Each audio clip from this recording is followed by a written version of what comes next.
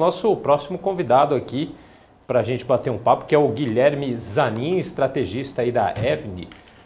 Tudo bom, Guilherme? Boa tarde. E aí, pessoal? Boa tarde.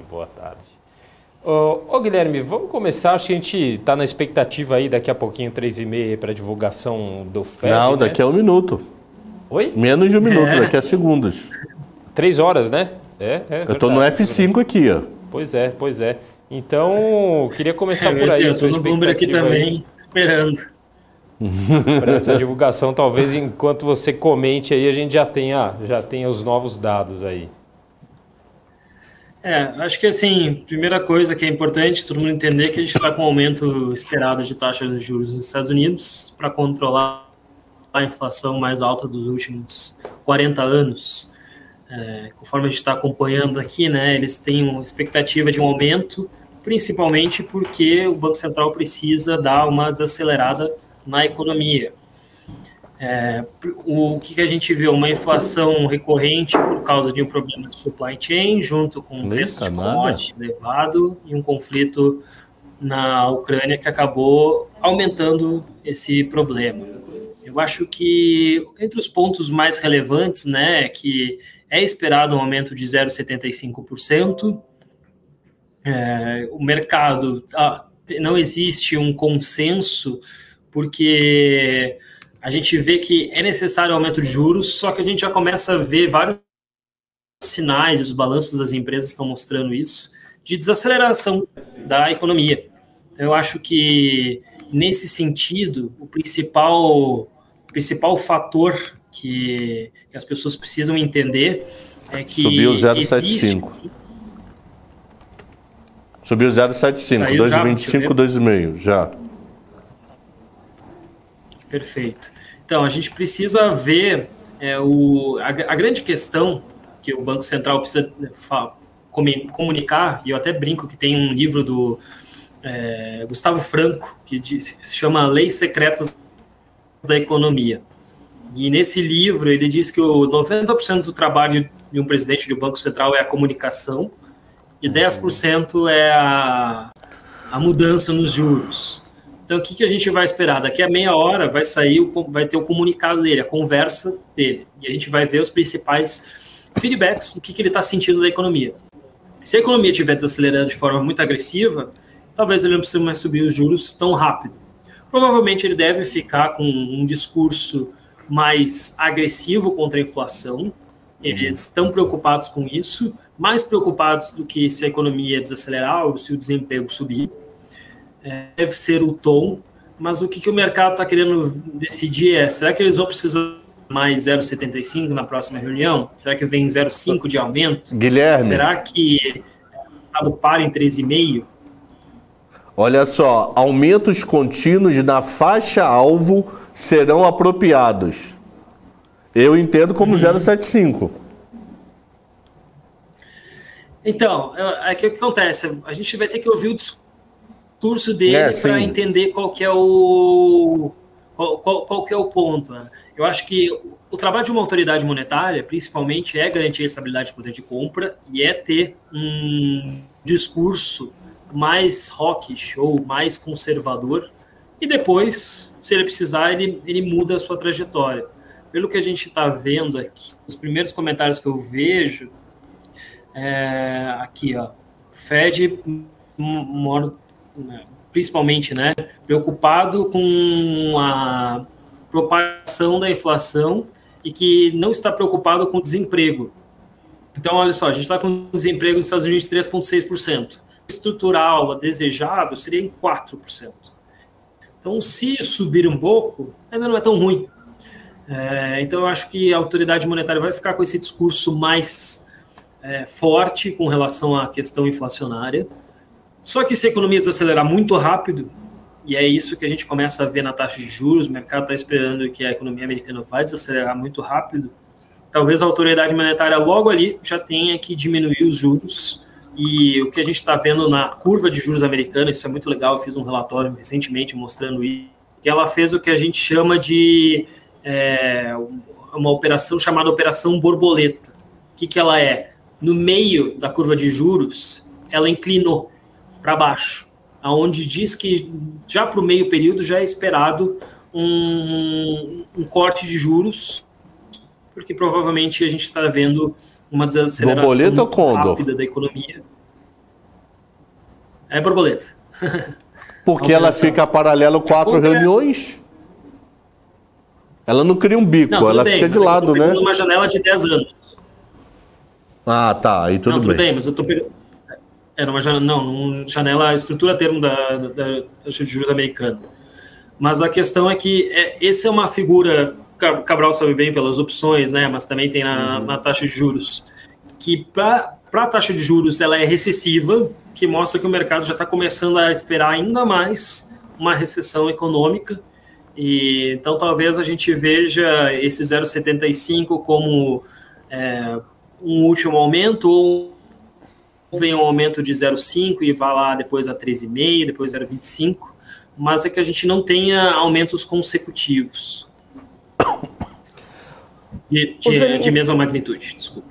Ô Zanin, ontem eu ouvi um termo que eu achei bastante interessante, uma separação entre uma recessão técnica e uma recessão real.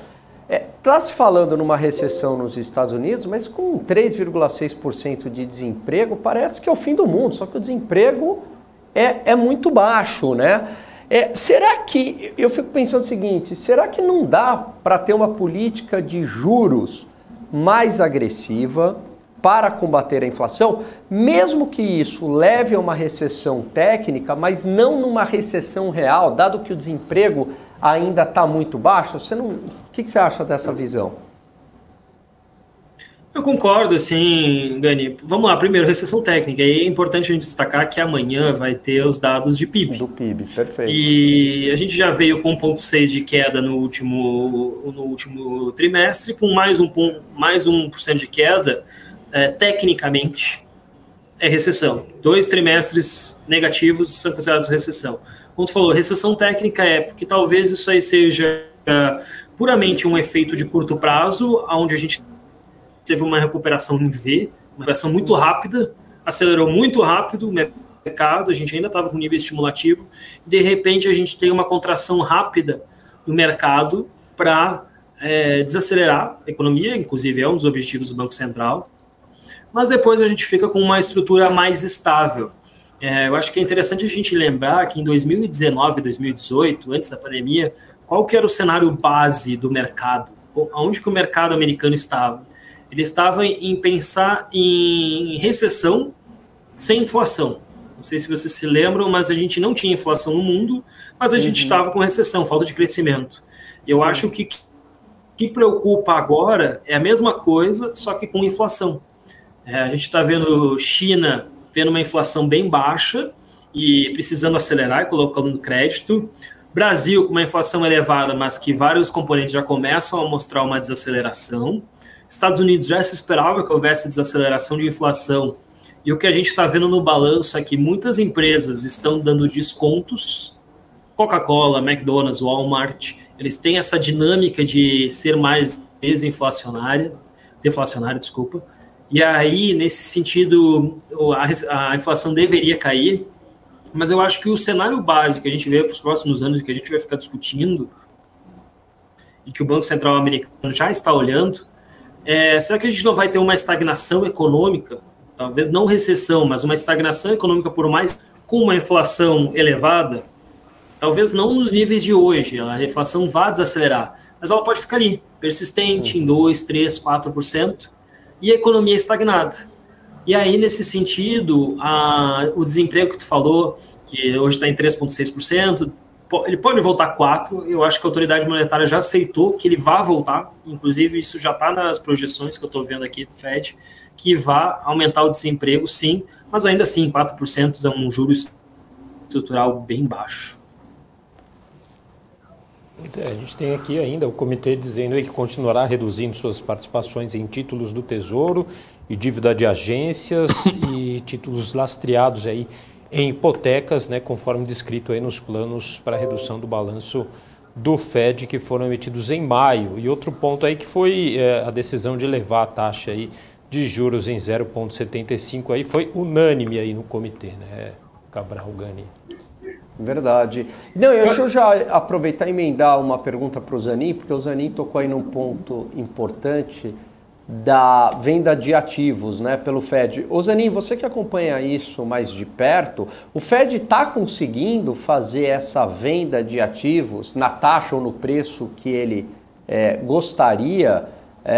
Está saindo o negócio? Está sendo dentro do prometido, do esperado? Porque a gente não ouve falar muito sobre isso e fica muito mais no Fed Fund Rate, né? Agora ele está vendendo ou ele não está rolando? Vence e não rola?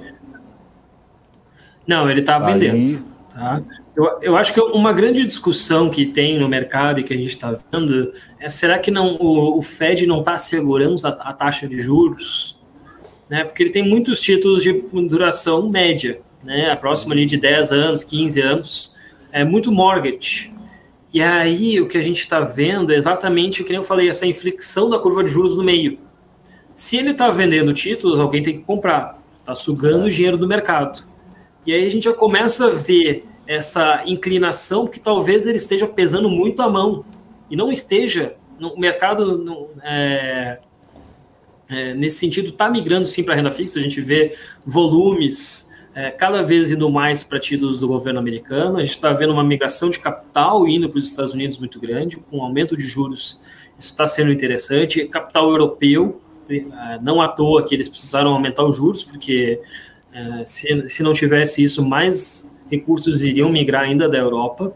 O euro já está valendo próximo a $1, então já chegou a ficar menos de $1. E a grande discussão é: será que o Fed não está fazendo com que a curva de juros, segurando ela, com que ela não suba mais? Porque muita gente tinha medo, era exatamente isso, que de repente vai demorar para conseguir controlar a inflação, os juros deveria, nesse caso, estruturalmente ficar mais elevado por mais tempo, só que tu tem um player grande forçando para baixo o mercado.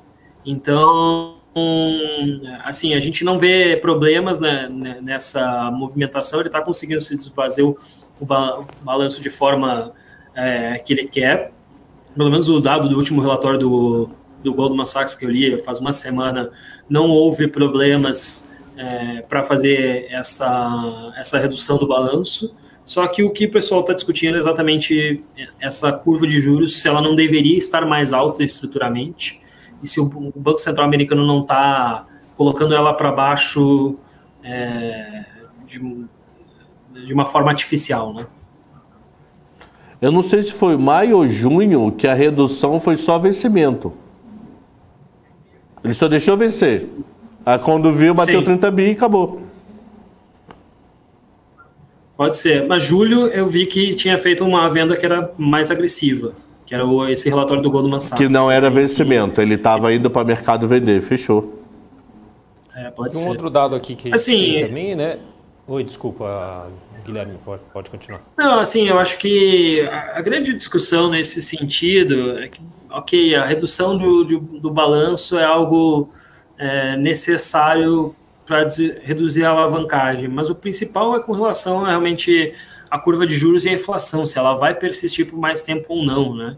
Porque se a gente fica com uma inflação elevada, a economia, a partir de amanhã, oficialmente entrando em uma recessão, por causa de 2 PIBs negativos, daqui a pouco, será que ele não pensa em parar de reduzir esse balanço?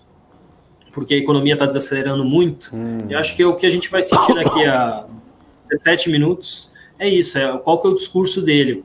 O Banco Central tem que ser mais hawkish, tem que ser mais agressivo, mas daqui a pouco ele já começa a dar sinais de que ele está vendo os balanços de resultado agora e está vendo que não está tão bom assim para a economia americana, não. Ô Zanin, qual que é a tua projeção, sua percepção? Amanhã vem outra variação negativa do PIB e caso isso aconteça, o quanto que isso você acha que já está no preço? Se vier mesmo essa variação negativa, a gente pode ter aí uma grande queda na Bolsa Americana?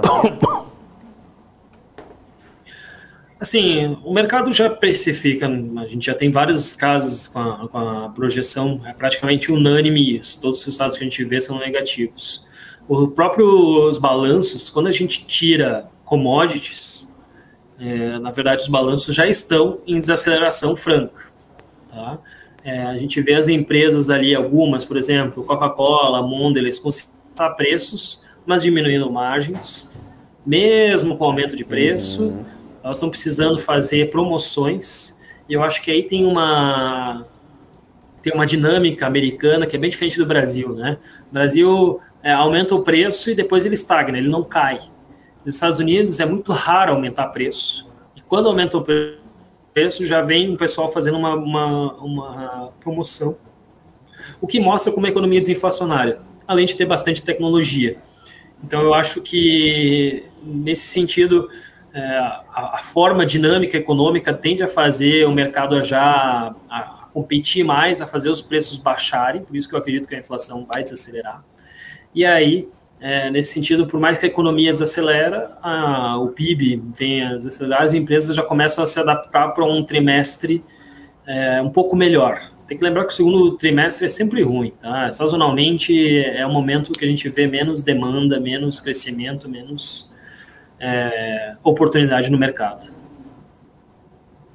Deixa eu fazer uma pergunta. Freeway deu um recado, eu fiz já até essa pergunta para mais de uma pessoa que passou aqui.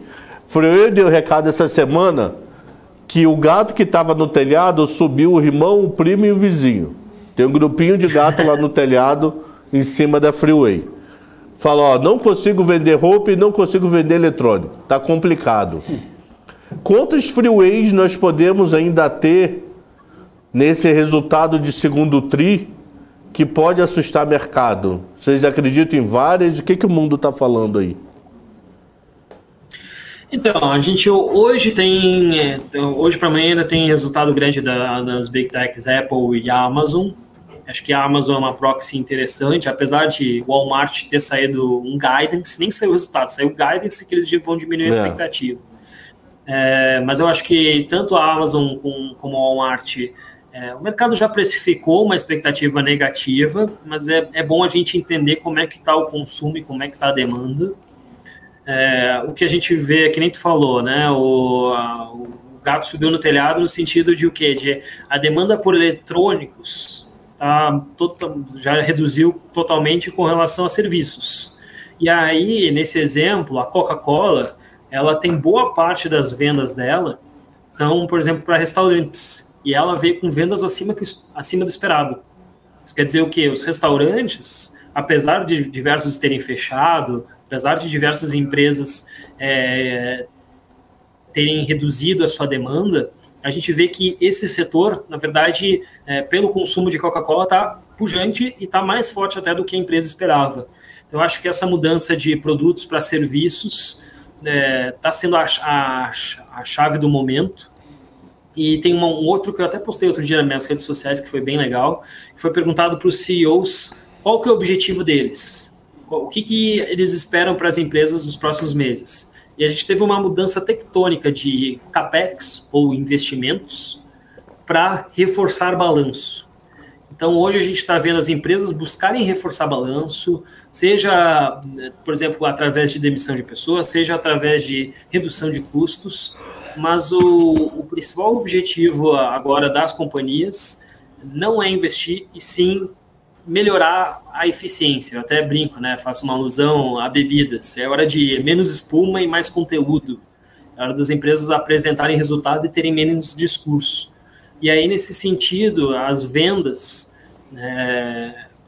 vão diminuir. Porque se as empresas vão parar de investir, de comprar novos maquinários, se o objetivo agora é, que nem a gente fala, a antiga estratégia alemã, né, de cortar o custo na unha, né, quer dizer, olhar custo que nem unha e está cortando toda hora, eu acho que isso é outro sinal de que a gente não vai ver bens duráveis crescendo de novo, pelo menos por um bom tempo.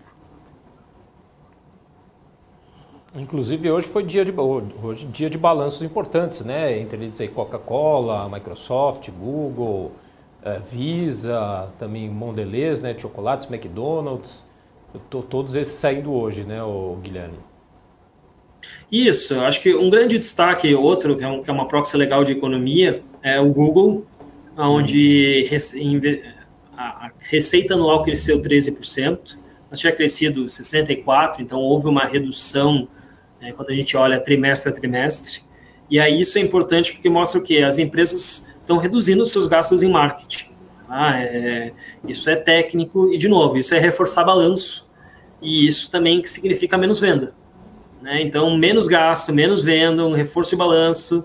Então, eu acho que a palavra do momento, né, é estabilização financeira, geração de caixa, e isso se reflete num cenário de aumento de juros também, né? Num cenário mais recessivo, as pessoas contraindo, reduzindo custos, o sentimento do consumidor baixa, o Banco Central querendo fazer com que as pessoas gastem menos, a poupança americana que estava elevada já está reduzindo bastante, o crédito, né, o resultado dos bancos mostrou que as empresas estão pegando crédito, sim. Eu acho que o risco de inadimplência ainda está baixo e a economia não está mal, mas a gente claramente já vê uma desaceleração em praticamente todos os setores. E isso a gente fala de banco, tecnologia, consumo, varejo, né, de todas as formas. Ô Zanin, se tirasse, você tem algum, não sei se você tem algum estudo disso, mas enfim, se tirasse as grandes de tecnologia do S&P 500, o quanto que estaria essa queda? Minha pergunta é, o quanto que essas grandes estão influenciando o S&P 500? Porque durante a recuperação em V, elas que lideraram, né, aquela alta explosiva, né? E elas são algumas das que estabilizam mais a 500, se a gente parar para pensar, né? Esse ano o Google está caindo aí aproximadamente 20%, está em linha com o índice, Apple um pouco menos, Amazon um pouco mais, mas a gente nota que o índice está próximo das grandes empresas de tecnologia. E aí a gente está vendo, na verdade, assim, eu não tenho exatamente a quantos pontos estaria, mas a gente tem uma expectativa de PI. E aí a gente pega o PI da Bolsa hoje, que está em 16, 17 vezes, se tirasse as Big Techs, ele estaria em 14. Então, assim, elas claramente estão puxando para cima, elas ainda estão segurando o índice, porque ele estaria bem pior. O que a gente tem alguns destaques interessantes, até foi comentado antes, né? Paul Mondelez saiu o resultado, Coca-Cola. A gente está vendo claramente o shift entre de momentum para value investing, né? Empresas como Coca-Cola estão negociando a 30 vezes PI, que é preço-lucro, enquanto o Google, que cresce 13% ao ano, num ano que está sendo ruim agora, está negociando a 20 vezes PI. Então, mesmo empresas que crescem, mesmo empresas de tecnologias que têm um potencial grande, já estão negociando a valores menores que empresas mais tradicionais. Só que as empresas que são estáveis e que têm uma geração de fluxo de caixa, que tem um balanço sólido. Então, outro exemplo mesmo, além da Coca-Cola, a própria Walmart, McDonald's, todas essas empresas que estão estáveis estão tendo uma performance bem acima do S&P 500. Em compensação, tecnologia, a gente vê empresas como Peloton caindo 90%, Coinbase caindo 80%. A gente tem diversas grandes promessas da Bolsa dos últimos anos, caindo quase 3/4 para mais, e não estão puxando tanto o índice. Por quê? Porque as Big Techs estão segurando elas e um pouco de value investing está segurando esse índice. Maravilha. Perfeito. Bom. Zanin sabe tudo, hein? O mito. Ele teve um bom professor também. Verdade. Teve aula com quem? Com o Zeca? Com quem? Eu tive. O professor Carvalho me ensinou renda fixa ali. Nada. Toda a marcação a mercado que eu faço aqui, eu lembro daquelas aulas dele lá direitinho. Pô, e hoje eu dou aula e online ainda. Esse curso não sei se volta mais para presencial. Eu dou aula nessa turma, Cabral, equivalente à turma sua hoje à noite.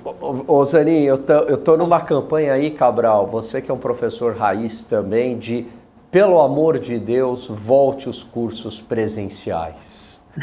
Alguns eu acho que não voltam mais não. Pelo amor de Deus. Porque facilitou muito o Brasil inteiro estar em sala. Então, Mas presencial é muito mais legal. Se o Cabral tiver uma aula presencial, eu vou. O curso online, eu prefiro ficar perguntando aqui na BMC, é mais fácil. Tá certo, então, Guilherme, queria agradecer então sua participação mais uma vez aqui com a gente. Guilherme Zanin, estrategista aí da Avenue, obrigado pela participação mais uma vez. Um abraço para você. Imagina, obrigado, valeu.